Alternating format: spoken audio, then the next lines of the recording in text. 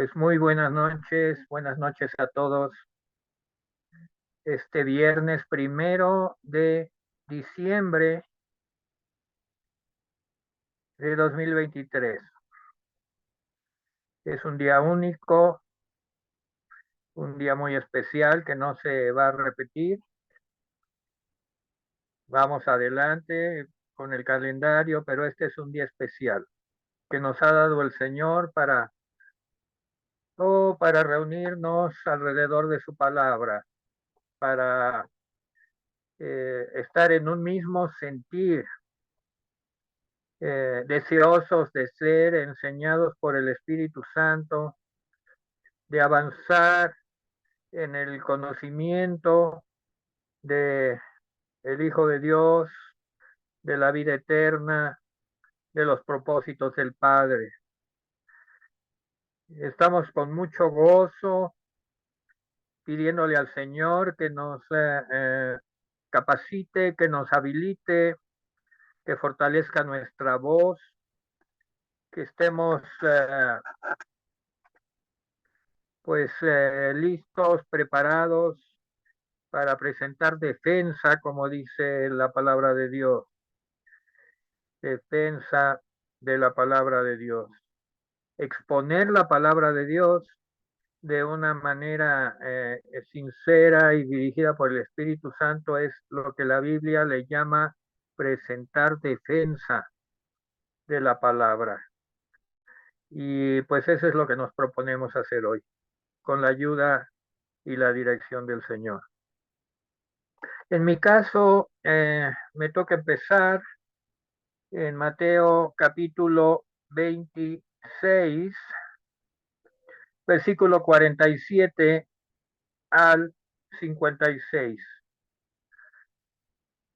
Eh, voy a ir versículo por versículo haciendo algunas interrupciones.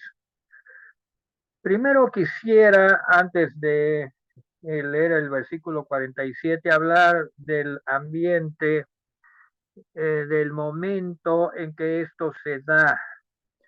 Es muy importante para entender, es muy importante para entender muchas cosas que sucedieron y que están aquí narradas en el Evangelio de Mateo, aunque nos vamos a auxiliar de los otros evangelios para enriquecer el relato, que es muy importante.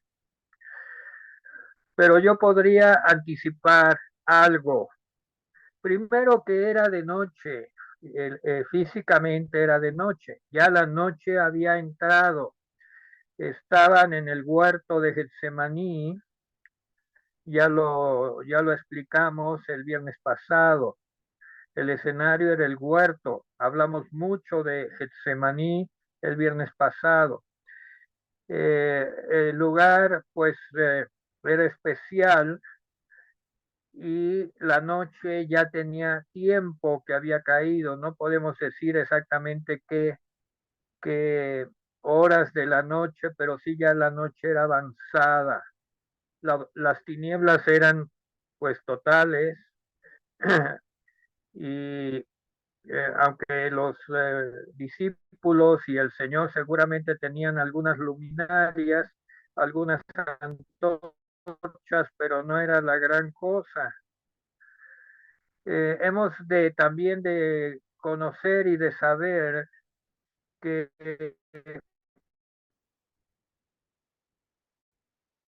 por ser la Pascua, por ser prácticamente entrada la fe de visitantes en Jerusalén, peregrinos, se calcula que eran más de 1 millón de peregrinos que estaban en Jerusalén y pues acampaban por todos lados.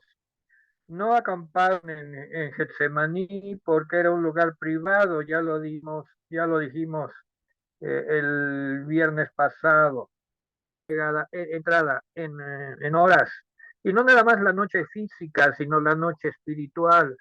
Yo quisiera ir a Lucas 22:53. No pierdan la cita de Mateo 26, pero vamos a Lucas 22:53.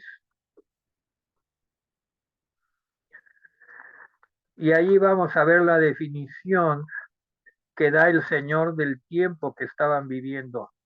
Lucas 22, 53. Y dice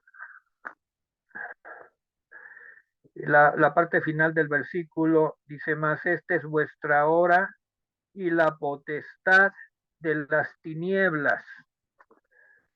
En el estudio de Getsemaní hablamos mucho de cómo las tinieblas, o sea, el maligno, al maligno le llama las tinieblas, no nada más físicas, sino espirituales. Era la hora del maligno, era el momento del maligno, era el momento en que el maligno sentía, Satanás sentía que tenía el control y que tenía todo el poder, pero veremos que al final no resultó ser el vencedor. El ambiente era la noche, poca luz, y la noche espiritual se cernía sobre el grupo. Ahora sí vamos a leer el versículo 47. Dice, mientras todavía hablaba, estamos hablando de Jesús, vino Judas, uno de los 12, y con él mucha gente con espadas y palos, de parte de los principales sacerdotes y de los ancianos del pueblo. He tomado algunas notas y he estado haciendo reflexiones y las voy a compartir. Y yo anoté aquí que mientras todavía hablaba, eso quiere decir que él no interrumpió su diálogo con los discípulos, con los apóstoles, no lo interrumpió. Él no huyó tampoco, no apuró los tiempos,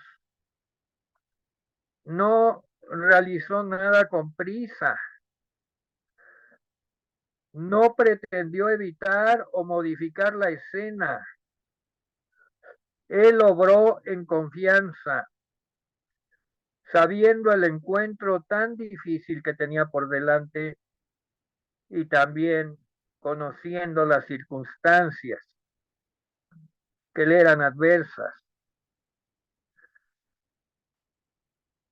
Qué difícil es esta situación, pero qué enseñanza tan profunda.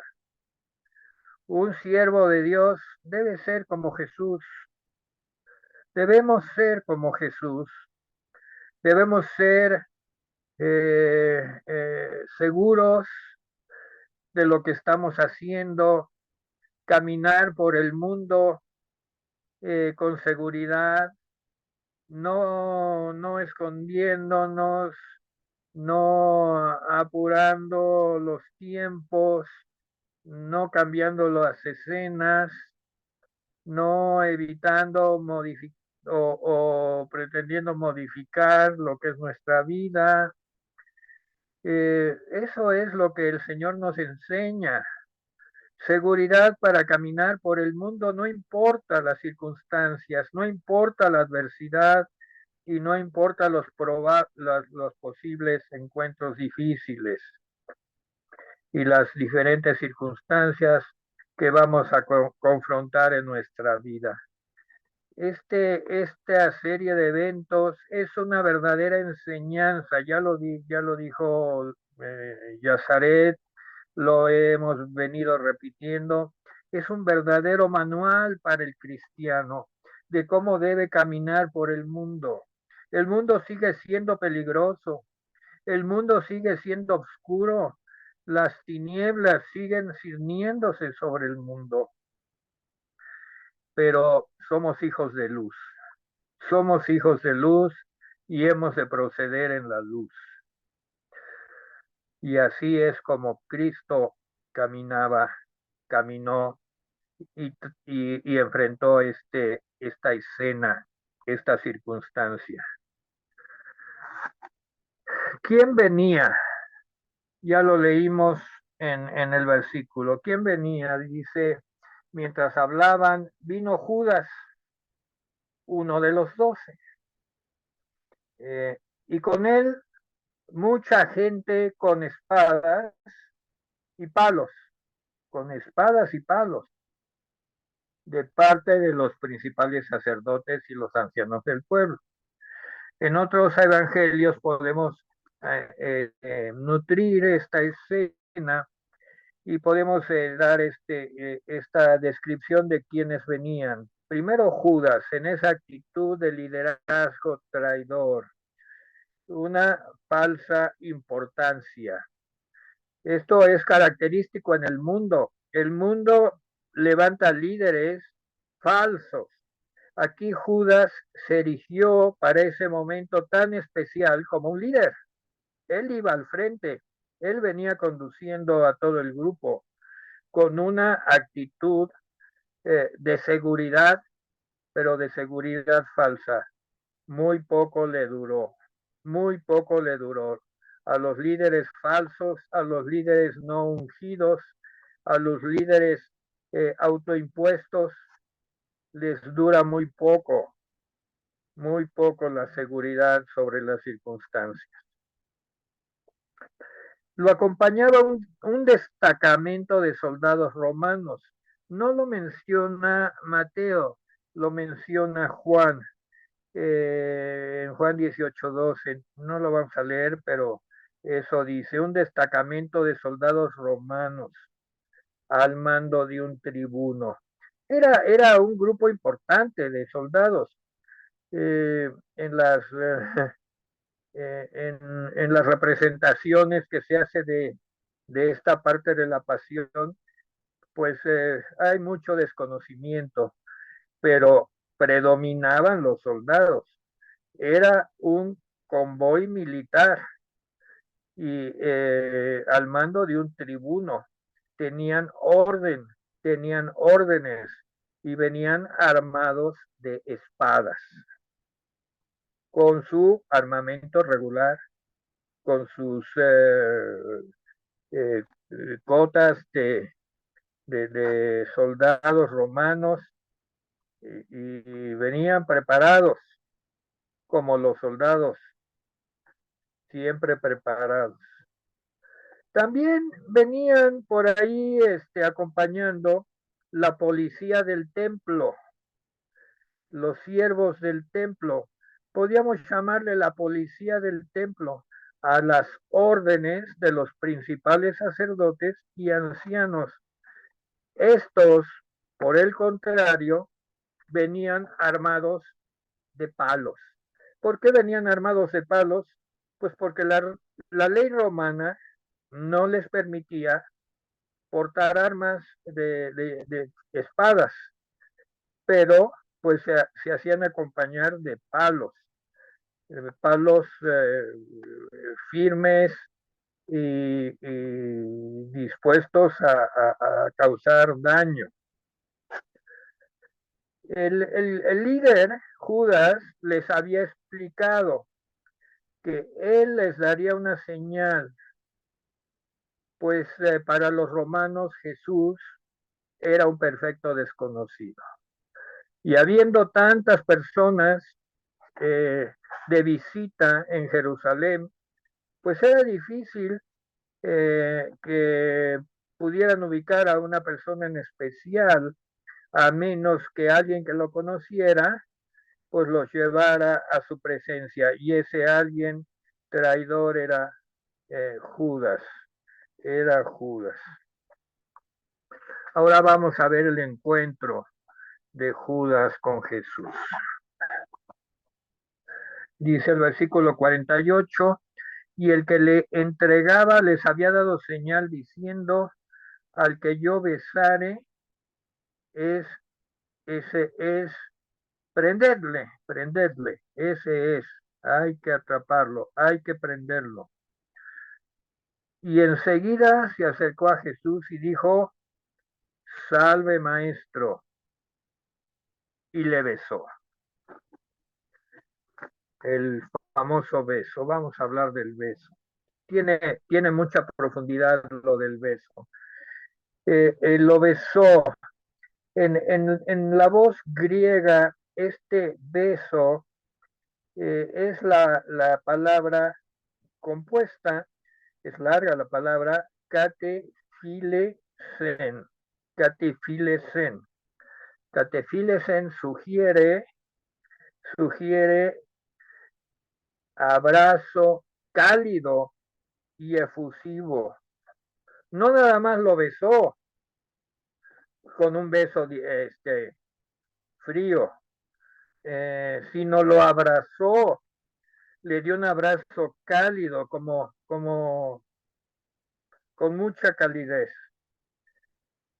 Aquí vemos las circunstancias tan especiales que hay en el mundo. Catefilesen. Siempre recuerden esta palabra, ese beso y abrazo de un traidor, cálido, efusivo. Ahora vamos a ver la respuesta de Jesús. ¿Qué dice la palabra? Vamos en eso. Versículo 50. Y Jesús le dijo, amigo, ¿a qué vienes? La palabra en griego de amigo es hetaire.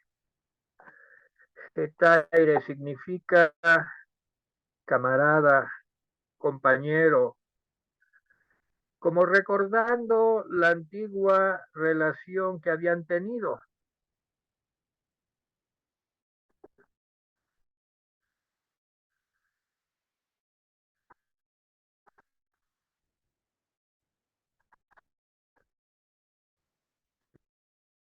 Y yo me puse a reflexionar y en surgió esa luz que la persona de Cristo, los traidores, trata bien hasta los traidores. No lo rechazó, no le dijo una palabra de amistad, amigo, getaire, camarada, compañero, como si nada hubiera sucedido, como si estuvieran en los mejores términos, aunque todos sabían qué era lo que estaba sucediendo. Eh, es interesante que el que está relatando, estamos siguiendo el texto de Mateo y nos estamos nutriendo un poco con Lucas y Juan. Pero Mateo enfatiza estos puntos. Me parece muy interesante. Porque él estuvo allí, él estuvo cerca en la escena, él la vivió, la absorbió en él, observó todos los detalles. Mateo era muy detallista. Y cuando Jesús le dice a qué vienes, quiere decir en realidad lo que vas a hacer, hazlo. Mira a qué vienes, como quien dice, concéntrate en lo que vienes a hacer, le dice a Judas, no te distraigas. Obviamente Judas venía nervioso, venía en medio de un conflicto, y es el mismo Jesús que lo centra y que le dice, a lo que vienes a hacer, hazlo. Mira a qué vienes, hazlo ya. Es impresionante que hasta en eso Jesús tiene paciencia y se convierte, como siempre, en el líder que es sobre los hombres, aún sobre aquellos que le van a traicionar. Y entonces aquí la palabra de Dios dice que Mateo no menciona quién, vamos a seguir el texto, versículo 51, uno de los que estaban con Jesús, Mateo no lo menciona, pero sí lo menciona Lucas, vamos, es importante, Lucas 22:38, es importante por dos razones. Lucas 22:38, vamos a leerlo.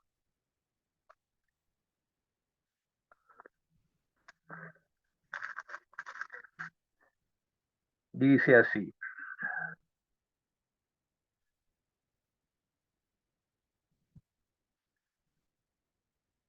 Aquí no es la escena de Getsemaní, sino un poco antes que Lucas está narrando. Y dice el versículo 37, porque os digo que es necesario que se cumpla todavía en mí aquello que está escrito y fue contado con los inicuos, eh, porque lo que está escrito de mí tiene cumplimiento. Entonces ellos dijeron, Señor, aquí hay dos espadas. Y él les dijo, basta. No dice que les ordenó que llevaran las espadas, no dice nada. Él nada más les dijo, basta, basta.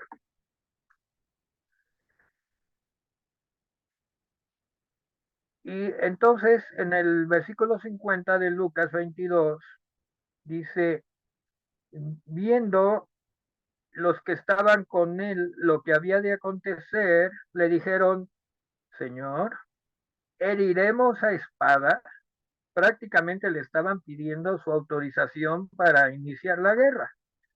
Tenían dos espadas y pues pensaban que con eso podían hacer una defensa.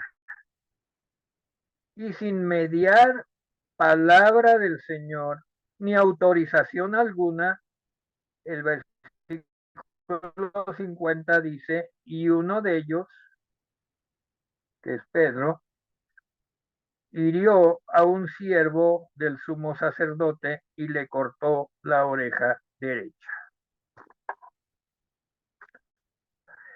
Esto de la oreja lo vamos a seguir aquí en Lucas. Entonces, respondiendo Jesús, dijo, basta ya, dejad. Aquí es una voz autoritaria, una voz de autoridad, donde les dice, basta de hacer cosas que no deben estar haciendo. Basta, detengan, dejen ya. Y tomó la oreja y sanó al siervo del sumo sacerdote. Bueno, fue que no hirieron a un soldado romano porque la cosa hubiera sido diferente. Y de todos modos, de todas formas, aquí sucedieron dos cosas. Se cumplió la profecía de Isaías 53:12. Vamos a Isaías 53:12 sin perder Mateo.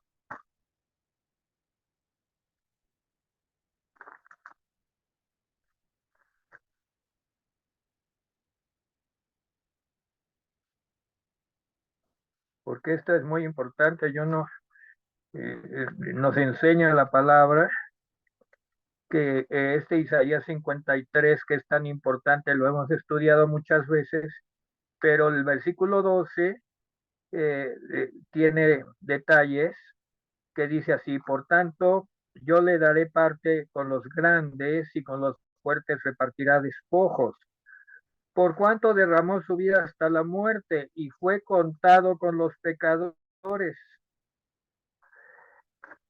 Yo pensé por un momento que pues había sido llevado a la cruz como un pecador, efectivamente, pero desde el arresto fue arrestado como un pecador.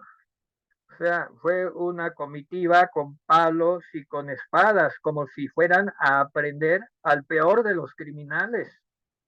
Iba un comité de una fuerza organizada de tal modo como si preparados aprender al peor de los pecadores. Obviamente ni a Barrabás lo aprendieron de esa manera, pero es que era para que se cumpliera la profecía de Isaías que dice que fue contado con los pecadores, fue tratado como el peor de los pecadores desde ese momento. Eh, el herir, este desplante de Pedro de herir a un siervo que no fue un soldado, por ahí otro evangelista habla del nombre, Malco, la temeraria acción pudo haber cambiado el curso de los acontecimientos. Por lo tanto, podemos discernir que esta acción fue inspirada por Satanás. Si bien sí sabemos que eran la hora de las tinieblas, Satanás estaba muy activo en todo y Satanás quería descuadrar, quería manejar la escena, quería llevar al caos. Siempre Satanás quiere traer confusión en todos los acontecimientos y esto era parte de esa confusión. Este ataque, esta defensa, ataque de agredir a un siervo del templo, pues hubiera cambiado el curso de los acontecimientos. A la hora del juicio, de los varios juicios que tuvo Jesús, le hubieran echado en cara que pues había excitado a sus seguidores a la rebelión. Fácilmente lo hubieran demostrado con el ciervo herido. La herida de la oreja sangra mucho y esto hubiera hecho una escena totalmente diferente a lo que ocurrió. Pero ¿qué ocurrió? Que el Señor, con su discernimiento y su fe de que el Padre lo iba a respaldar, produjo una sanidad impresionante. Pues que una oreja desprendida y que se vuelva a colocar de tal manera que deje de sangrar y que ya nadie mencione el incidente. Fue tan perfecta como todas las que hizo Jesús la sanidad el siervo Malco, que ya nadie recordó ni nadie mencionó más. Muy pocos se dieron cuenta y no hubo más. O sea, toda esa sangre, toda esa herida tan aparatosa desapareció. Y todo volvió al orden que Dios había establecido para los acontecimientos. Esta también es una enseñanza. A veces pensamos que hacer algo por el Señor, algo violento, ahí están las cruzadas, ahí están cuantas guerras en el nombre de Jesús, y ahora vamos a hacer esto en el nombre de Jesús y vamos con las espadas, las ametralladoras, los cañones, todos los ejércitos cuando entran en la batalla se encomiendan a su Dios y en este caso los que son cristianos son a Cristo y piensan que lo hacen por Cristo. Pedro pensó que lo hacía por su maestro, pero estaba haciendo la mayor tontería, algo fuera de la voluntad de Dios y pensando que lo estaba haciendo por Dios. Parecía que servía a Dios, pero todo lo contrario. Por lo cual el Señor corrige y efectúa un milagro impresionante. Eh,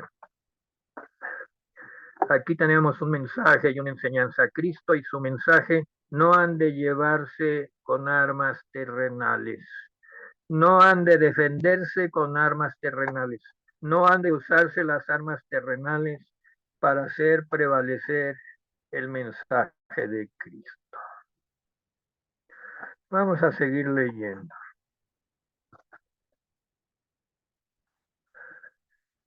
El Señor le reprende y le dice lo siguiente, versículos 52 y 53. Entonces Jesús le dijo, vuelve tu espada a su lugar. Y le hace una reflexión, porque todos los que tomen espada, a espada perecerán. ¿Qué significa esto?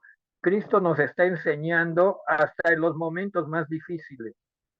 Es, existe una espada natural que usan los ejércitos, que usan todo el que trae su, su, su daga, su defensa natural.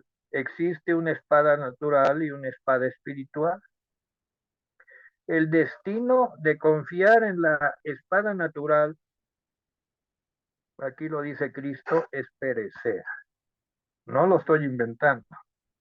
Dice, entonces Jesús le dijo, vuelve tu espada a su lugar, no la uses, porque todos los que tomen espada, está hablando de la espada natural, a espada perecerán.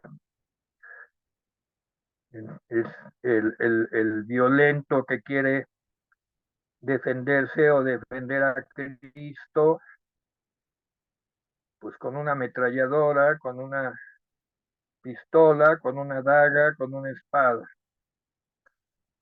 Su destino, pues está escrito, perecerá. Y le dice el Señor, ¿acaso piensas que no puedo ahora orar a mi Padre y que Él no me daría más de 12 legiones de ángeles? Y yo aquí te pido que veas y enfatices varias cosas. Este versículo es además impresionante por sí, por la enseñanza que trae. Por la enseñanza que trae. Dice, orar a mi Padre. Ya lo vimos en Getsemaní, se enfatizó muy ampliamente la oración y la disposición del Padre de responder a las oraciones sinceras. Y Jesús lo viene a confirmar nuevamente, dice, si yo quisiera orar a mi Padre, más de 12 legiones. Yo me quedé en 12 legiones y luego me fijé en el versículo y decía más de 12. Ya 12 legiones, miren, una legión son 6,000 soldados,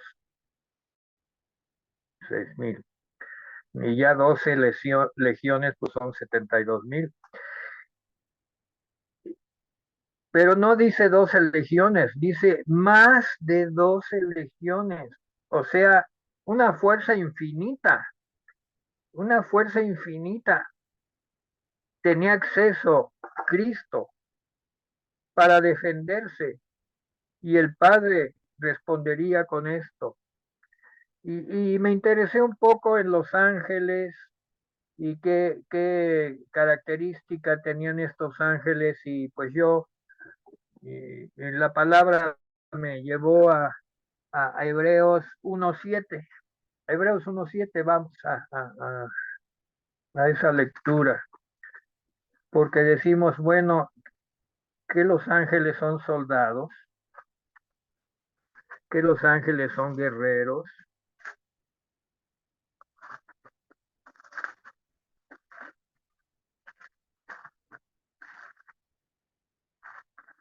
Capítulo 1, versículo 7, mencionando el Salmo 104. Dice, ciertamente de los ángeles dice, el que hace a sus ángeles espíritus y a sus ministros llama de fuego. Y en el Salmo 104, que está citado aquí, menciona a los ángeles como vientos, el que hace a los vientos sus ministros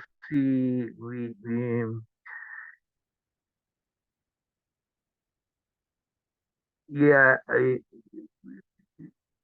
y a sus ministros llama de fuego.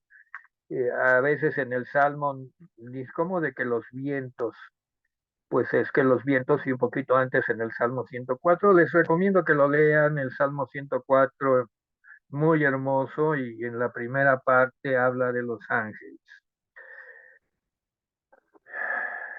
No es el propósito, pero pues el Señor mencionó a los ángeles espíritus ministradores de la voluntad de Dios. Orar por más de 12 legiones era una posibilidad al alcance de Jesús, pero Jesús no la usó, la desechó. Y finaliza la parte que a mí me toca con lo siguiente,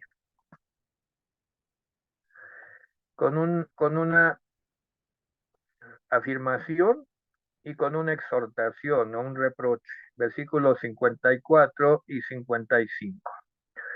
Pero ¿cómo entonces se cumplirían las escrituras de que es necesario que así se haga? En aquella hora dijo Jesús a la gente: ¿cómo contra un ladrón habéis salido con espadas y con palos para prenderme? No les reprochó que fueran por él, porque esto estaba escrito. No les reprochó la traición a Judas.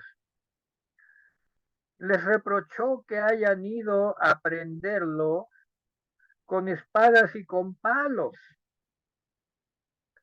Dice, pero si yo cada día me sentaba con vosotros enseñando en el templo y no me prendisteis ahí. El corazón del Señor nos lo muestra tal cual es. Él es tan bondadoso que cuando nosotros reaccionamos con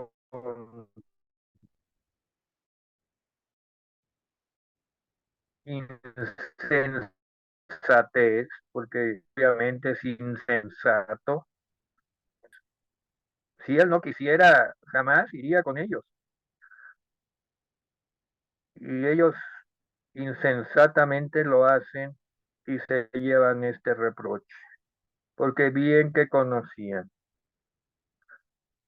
Y termina diciendo en el versículo 56, que es el título de este discipulado: mas todo esto sucede para que se cumplan las escrituras de los profetas. Y viene una frase demoledora de lo que es la naturaleza humana, que ha perdido la fuerza y se despega de la voluntad, dejándole huyeron. Todos, ahí sí nadie se salvó. Todos se fueron huyendo. El Señor nunca huyó, lo dijimos al principio, nunca apuró el paso, nunca se precipitó, nunca quiso modificar la escena, nunca trató de sacar algunas ventajas, caminos cortos, caminos diferentes, nunca. Pero aquí vemos que los discípulos huyeron todos. Y Mateo se encarga de decirlo con todas sus frases, incluido él. Él está incluido aquí. Y eso es muy honesto de Mateo. Ese es muy honesto de la palabra de Dios. No, no, no, no, no, no le presta máscaras a nadie. Lo que es. Y ellos huyeron. Pues adelante, Yazaret, es el momento de que tú tomes el tema de los juicios que empiezan. ante el concilio, el Sí. Sanedrín. Bueno, hermanos, pues vamos a continuar. No creo que terminemos, hermanos, pero vamos a avanzar lo más que podamos. Y quiero que leamos entonces del versículo 57 hasta el 59 nada más, y vamos ahí haciendo algunos comentarios. Y bueno, aquí dice el título: Jesús ante el concilio. Entonces, después de eso, ¿qué sucede, verdad? De que los que fueron a prenderlo, los que prendieron a Jesús, le llevaron al sumo sacerdote Caifás, a donde estaban reunidos ya los escribas y los ancianos, más Pedro. Ya vimos que muchos ya se habían ido, ¿verdad? Ya se habían apartado de Jesús por miedo, por muchas cosas, pero Pedro dice que le seguía de lejos hasta el patio del sumo sacerdote. Y entrando se sentó con los alguaciles para ver el fin. Y los principales sacerdotes y los ancianos y todo el concilio buscaban falso testimonio contra Jesús para entregarle a la muerte. Y hasta ahí, hermanos, voy a hacer algunos comentarios. Primero vamos a ver qué clase de personas conformaban estos ancianos, ¿verdad? Estos sacerdotes, estos escribas ante los que fue llevado Jesús. Bueno, los miembros del concilio, en los que pertenecían a los ancianos, a los escribas, eran personas que supuestamente debían ser elegidas por su madurez y por su sabiduría, ¿verdad? Pero mucho antes de la época de Jesús, esta membresía, esta entrada, este pertenecer a este grupo selecto de religiosos se había degenerado en gran manera. De modo que los nombramientos de muchas de las personas que ahora eran parte de estos grupos religiosos selectos estaban basados en influencias, en favoritismo religioso o incluso por algunos intereses políticos. Tal es el caso de Herodes, específicamente Herodes el Grande, porque de ahí sale una descendencia de varios Herodes, pero específicamente Herodes el Grande. Este hombre ejerció mucho control sobre el Sanedrín, que es este grupo de ancianos y de escribas, de religiosos. Entonces, cuando Herodes, en el tiempo que él tuvo esa autoridad, incluso él hacía que romanos participaran en el nombramiento o en quitar algún sumo sacerdote. O sea, desde Herodes, ¿verdad? Vemos que ya se había tergiversado o degenerado pues el nombramiento de estas personas, que eran personas que tenían la obligación de llevar justos juicios según la ley mosaica establecida en Deuteronomio. Pero todo eso ya lo habían pasado por alto, ya se había convertido en un mero asunto de interés político. Entonces, la ley por la que debían regirse los juicios que se le hacía a algún acusado de un crimen estaban basados en Deuteronomio capítulo 16. Igual, lo pueden leer, hermanos, en casa. No nos vamos a meter mucho en eso, ¿verdad?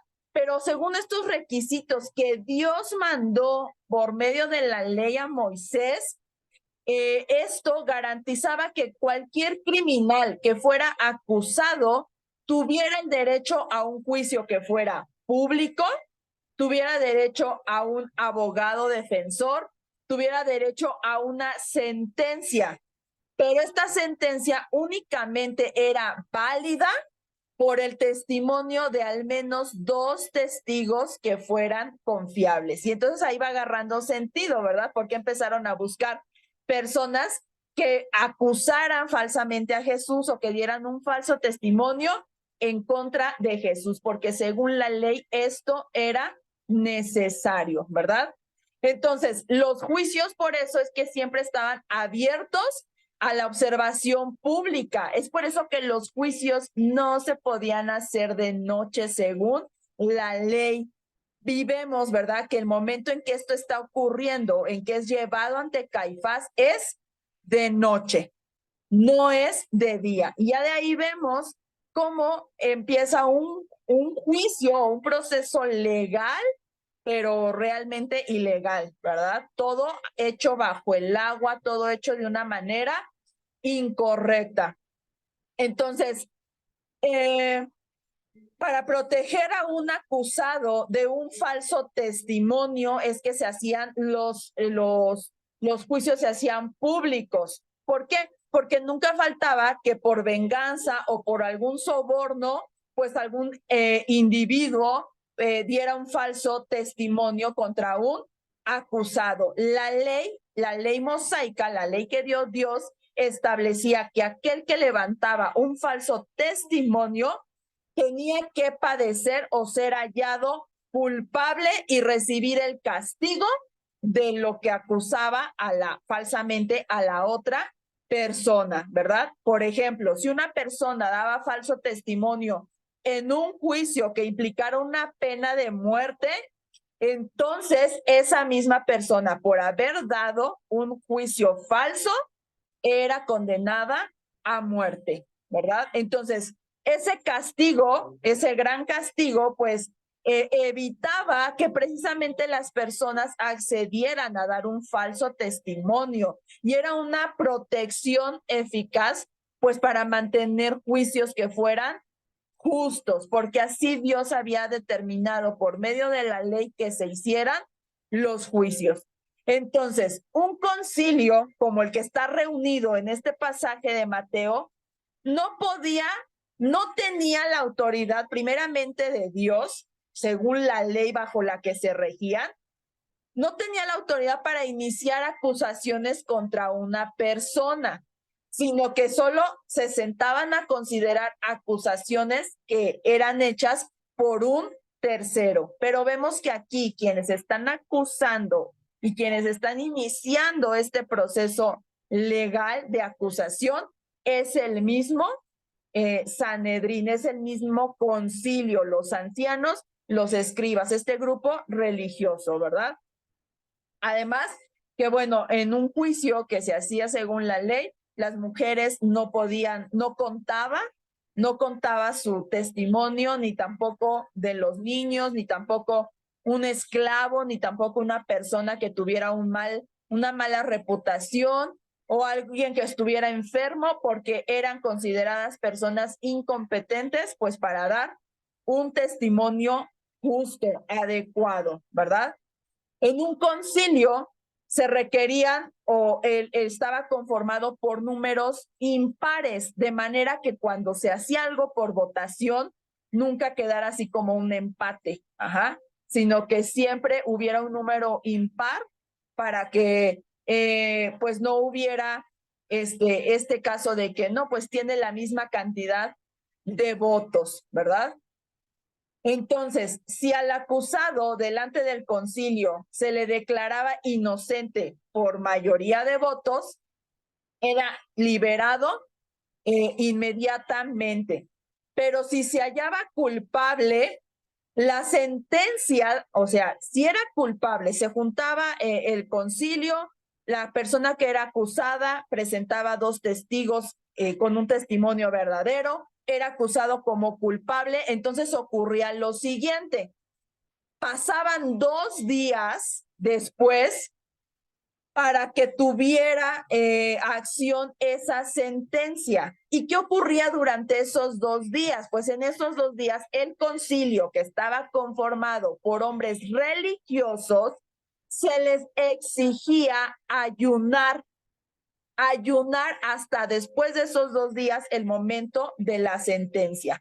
Cuando ya era el tercer día, el momento que se tenía que cumplir, ese concilio de personas se volvía a reunir y entonces a cada uno de esos jueces se le preguntaba si su decisión de acusar a esa persona, de condenar a esa persona, de dar esa sentencia, había cambiado, ¿verdad? ¿Por qué? Porque ocurría que había a veces que sí cambiaba porque se metían en ayuno y entonces cambiaba muchas veces esa decisión, ¿verdad? ¿Y qué ocurría si cambiaba la decisión?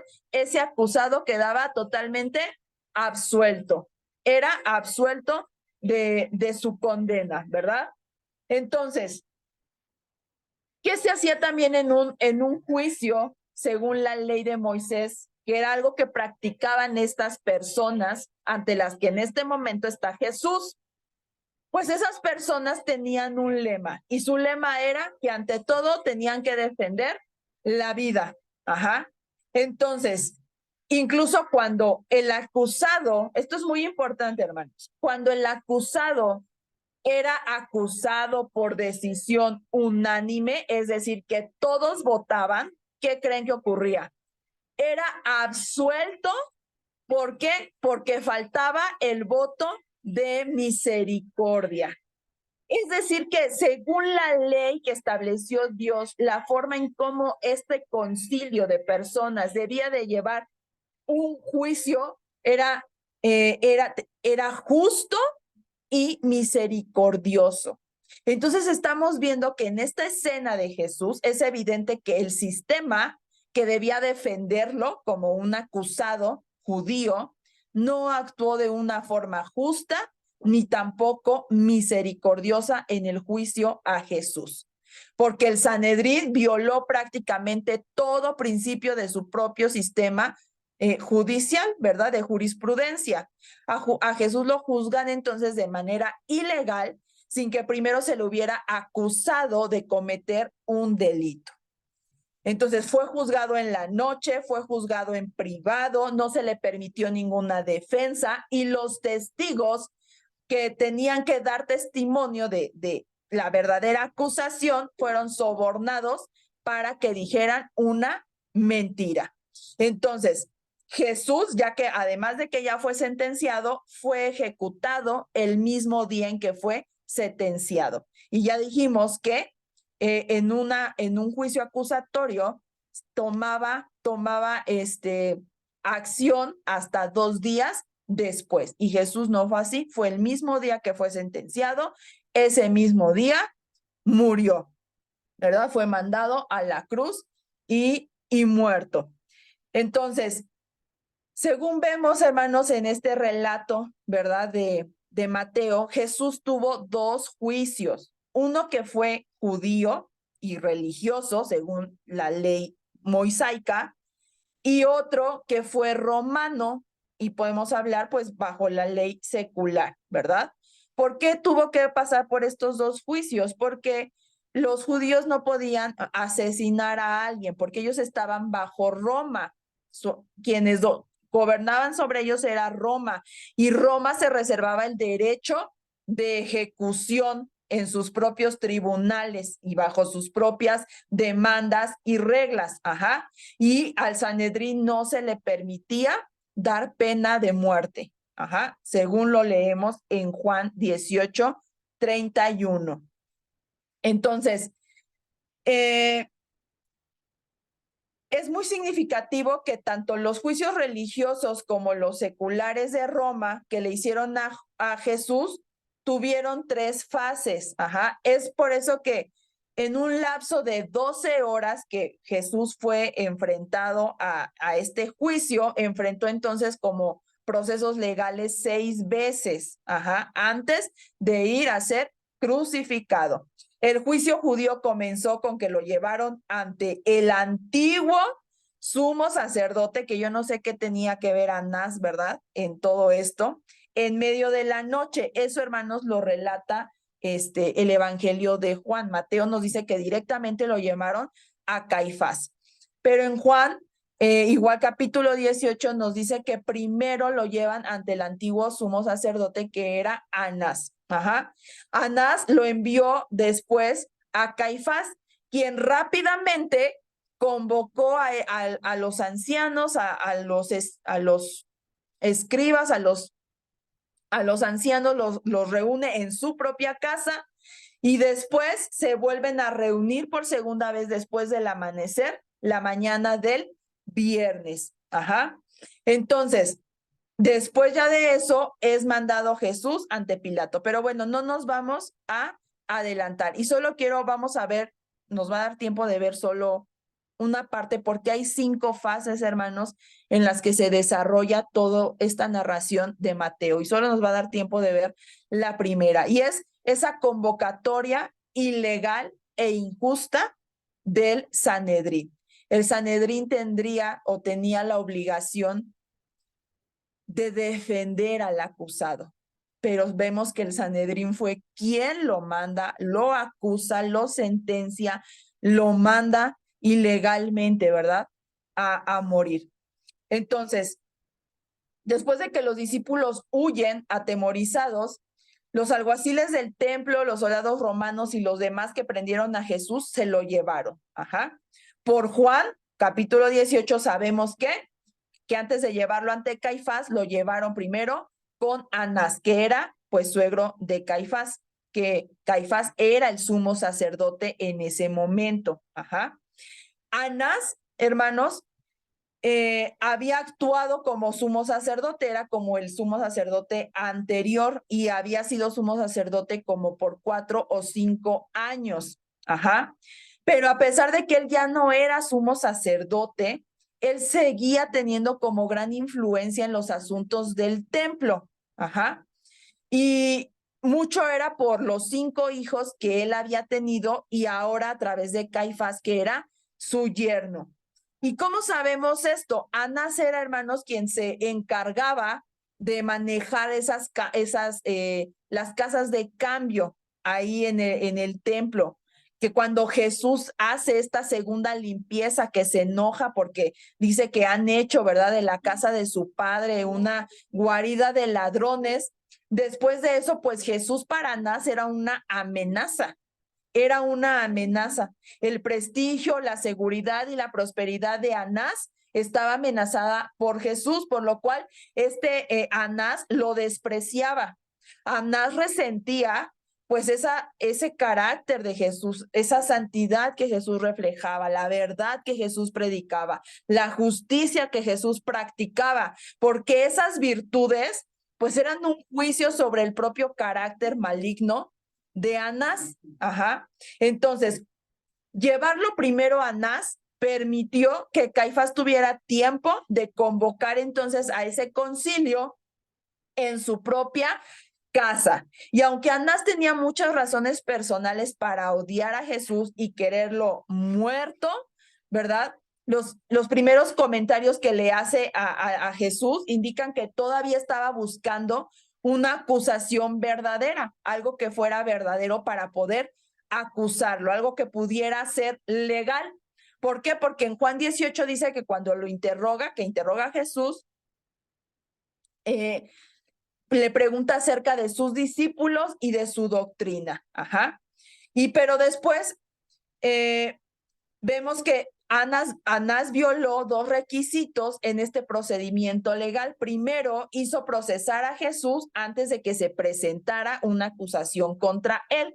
O sea, es como decir, agarramos a una persona que está ahí mal parada en la calle, y la llevamos a la cárcel.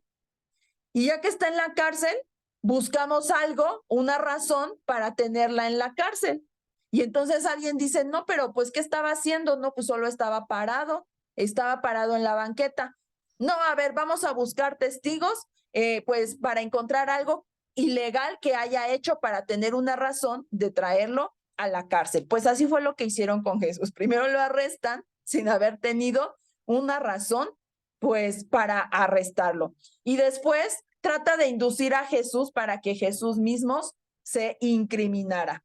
Pero Jesús nunca contesta directamente a sus preguntas. Sin embargo, hay una respuesta que Jesús da, y es una respuesta pues directa, ¿verdad? Una acusación acerca de las artimañas que tenía Anás, porque Jesús le dice, yo públicamente he hablado al mundo. Esto lo dice Juan 18:20. Yo públicamente hablé al mundo, siempre he enseñado en la sinagoga, en el templo, donde se reúnen todos los judíos, y nada he hablado en oculto. ¿Por qué me preguntas a mí? Pregunta a los que han oído que les haya yo hablado. He aquí, ellos saben lo que yo he dicho. Entonces Jesús aquí tan solo señaló lo evidente. Muchas personas públicamente lo habían oído enseñar, lo habían oído predicar, y todos ellos podían atestiguar de primera mano quién era él y quiénes eran sus discípulos y de lo que Jesús enseñaba. Entonces, en esta respuesta Jesús también reta ese intento ilegal de Anás de hacerlo testificar contra sí mismo. Y en ese momento entonces Anás ya estaba incómodo, estaba furioso, estaba frustrado. Y debido a esa complicidad, ¿verdad? Que tenía Anás, Caifás y todos los del Sanedrín, todos los que pertenecían al concilio, a este grupo religioso, pues todos en esa reunión también estaban enojados. Entonces, en Juan 18 podemos ver también algo que ocurre. Uno de los alguaciles que estaba allí y tal vez queriendo ayudar pues a su superior a guardar las apariencias de que él tenía el poder, porque en ese momento, o sea, Jesús con toda autoridad, pues los estaba haciendo sentir muy pequeños. Y entonces, ¿qué hizo? Dice que lo abofetea a Jesús y le dice, ¿así respondes al sumo sacerdote? Y entonces a ese alguacil que lo golpea, Jesús simplemente le contestó, si he hablado mal, testifica en qué está el mal, y si bien, ¿por qué me golpeas? ¿Verdad? Entonces, ya exasperado, enojado, sin otro recurso que hablar contra Jesús, Anás le envió entonces atado a Caifás, el sumo sacerdote. Y vuelvo a repetir, esto ocurrió en medio de la noche y quizá después de la medianoche, porque el canto del gallo, que después narra, ¿verdad?, de Pedro, ocurre. Normalmente comenzaba como a las 3 de la mañana y hasta ese momento todavía no había cantado el gallo. Entonces Jesús fue llevado ante Caifás y en esa casa de Caifás y de forma ilegal estaban reunidos los escribas y los ancianos y todo el concilio supremo judío. Sin embargo, e inesperadamente, ninguna acusación hasta ese momento real se había presentado contra Jesús. Es por eso que comienzan después a buscar a falsos testigos, ¿verdad? Entonces después se topa con este Caifás que era igual que Anás. Era corrupto, era mentiroso, era tramposo, era codicioso, no tenía principios, era materialista y estaba hambriento de poder. Él también, este Caifás también despreciaba la veracidad y la rectitud de Jesús porque también representaba un juicio hacia su propia y lamentable miseria como sumo sacerdote, porque esa no era la función de un sumo sacerdote. Entonces, vemos que la palabra nos dice en estos versículos que acabamos de leer que durante ese tiempo Pedro se estaba siguiendo de lejos a Jesús. Primero lo siguió a la casa de Anás y después hasta el patio de Caifás. Y entonces, con esa mezcla de cobardía, pero al mismo tiempo sintiéndose comprometido, pues Pedro trató de mantenerse cerca, pues, de Jesús, ¿verdad? Mientras nadie lo viera, mientras se lo permitiera el momento, sin ser descubierto, porque dice que entró y se sentó con los alguaciles, pues, para ver todo lo que acontecía durante ese juicio ilegal, ¿verdad? Entonces, como dijimos antes, al Sanedrín se le permitía celebrar un juicio que involucrara pena de muerte solo en el templo, solo en público, pero en ese momento estaba ocurriendo de forma privada en casa de Caifás. O sea, fue totalmente, hermanos, ilegal. Y no me va a dar tiempo de ver todo. Es bueno, hermanos, aclarar estos puntos. Lo continuamos y lo acabamos el viernes que siga. Y pues yo quiero orar en esta noche y quedarnos, ¿verdad? Hasta este momento meditando en cómo se dieron todas estas cosas, ¿verdad? Porque podemos ver que a pesar de que todo fue injusto, todo se movió de una manera ilegal, escudándose en la ley de Dios supuestamente, los que eran representantes de la ley de Dios, los que estudiaban la ley de Dios, los que decían tener la ley de Dios, violaron toda la ley de Dios para acusar falsamente al Hijo de Dios. Y sin embargo, podemos ver más adelante y lo vamos a ver, que a pesar de eso Jesús pidió perdón al Padre incluso por ellos. Vemos cuál es la actitud de Jesús ante este mover de injusticias. Y yo quisiera orar, hermanos, en ese sentido. Señor, te damos muchas gracias, mi Dios, por tu palabra, Señor. De verdad, Padre, que en este momento, Señor, este testimonio que podemos leer, Señor, a través de tu palabra, verdaderamente, Señor, nos conmueve. ¿Cuántas veces, Señor, en nuestra vida podemos ser víctimas, Señor, sí, quizá de cosas injustas, Padre? Pero aunque somos víctimas de cosas injustas, Señor, tú nos mandas a guardar un testimonio, nos mandas a guardar compostura, nos mandas a tener misericordia, Señor, porque así es como tú actuaste, Padre. Tú nunca alzaste tu voz para defenderte, para pelear, para insultarlos.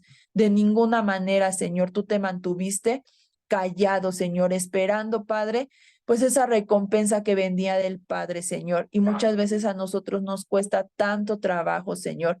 Y ante la menor acusación falsa, verdadera, injusticia, nos sentimos amedrentados y respondemos, Señor, de la manera que no tenemos que responder, Señor. Nos dejamos mover por nuestras emociones, por todo lo que nos hace sentir eso, Señor. A ti te abofetearon, a ti te escupieron, Señor, y en ninguna forma, Señor, tú te defendiste, Señor. De verdad que eso es una clara, Señor, enseñanza, Señor, para nuestra vida, para nuestro comportamiento, para guardar nuestro testimonio, Señor. Pedimos tu ayuda, Señor, porque sin ti, Señor, no lo podríamos hacer, Señor, pero gracias porque tú dejaste al Espíritu Santo, el cual dijiste que nos recordaría, Señor, todas las cosas que tú enseñaste, que tú hiciste, nos haría ver nuevamente, voltear a ver hacia a ti, Señor, hacia tu testimonio, Señor, que tú guardaste en todo momento, a pesar de toda la injusticia, Señor, que se hizo contra ti, Padre. Porque una cosa es real, Señor, si Judas, Señor, no te hubiera entregado tú mismo, tú solo hubieras caminado hacia esa cruz, Señor. Quizá de un modo más tranquilo, sin acusaciones falsas, sin las abofeteadas, sin las escupidas, Señor, pero tú hubieras ido a morir a esa cruz, Señor. Pero todos estos hombres que injustamente decidieron actuar en ese mal, Señor, pues Padre, tú incluso pediste perdón, Señor, por ellos, pero más adelante vamos a ver que ellos pues ya aguardan ahora el juicio justo de Dios, el justo juicio, Señor, con el que tú vas a venir, Señor, por segunda vez, Padre, con todo poder y en toda gloria, bendito Dios. Ayúdanos, Señor, en todas las cosas, Señor, a manifestarte a ti, Señor, a demostrar, Señor, con nuestro carácter, con nuestro hablar, con nuestras reacciones, incluso, Señor, que nosotros somos hijos tuyos y que somos verdaderamente seguidores de Jesús, Padre. En el nombre de Jesús, Señor, te lo pedimos. Amén. Pues hermanos, Dios los bendiga. Nos vemos. Bendiciones. Bendiciones.